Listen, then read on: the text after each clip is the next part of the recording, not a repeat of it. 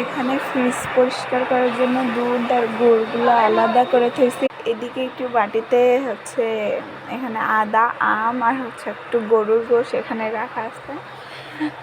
আর এই ডিপটাতে হচ্ছে এটাতে হচ্ছে তালের গুলা। আম্মু সবসময় ডিপ ফ্রিজে রেখে দেয়। হাত শিষ্টান হয়ে যাচ্ছে বাবা। এখানে আম সবকিছু রেখে দেবে ফ্রিজে। এখানে মনে হয় কিছু আম রেখে দিছে ফ্রিজে, কেটে কেটে আম রেখে দিচ্ছে, বা ওই মাসে আচার বা হচ্ছে আমের টক বানানো হয়। আর এখানে মরিচ বাটা। আজকে ফ্রিজটা পরিষ্কার করার জন্য এত কিছু। আর এটা হচ্ছে মেহেদি, আমি হচ্ছে কালকে দিছিলাম আর একটু পরশু দিন দিছিলাম আর বের করে রেখে দিয়েছিলাম। এটা আজকে দিব একটু মাথায়।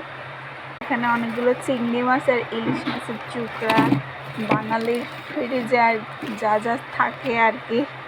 আবার তালের গুলা বোতলে একটু বের করে বড়া ভাত ছিল, আর এখানে আর একটু বোতলে।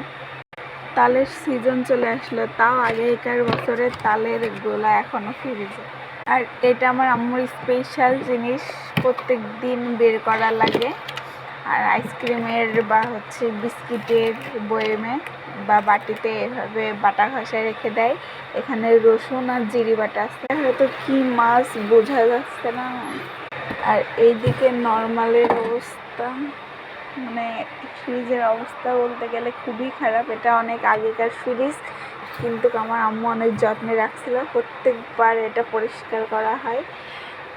দেখে আচ্ছা, পরিষ্কার শেষে সবাইরে দেখাবো যে কেমন হলো। এই বরফ এখন আমি হাত দিব কি করে, হাত তো আমার সিস্টেম ধরে যাচ্ছে।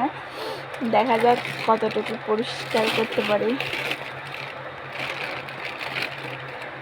আল্লাহ হাফেজ, টাটা, বাই বাই। সবাই সাবস্ক্রাইব করে দিও।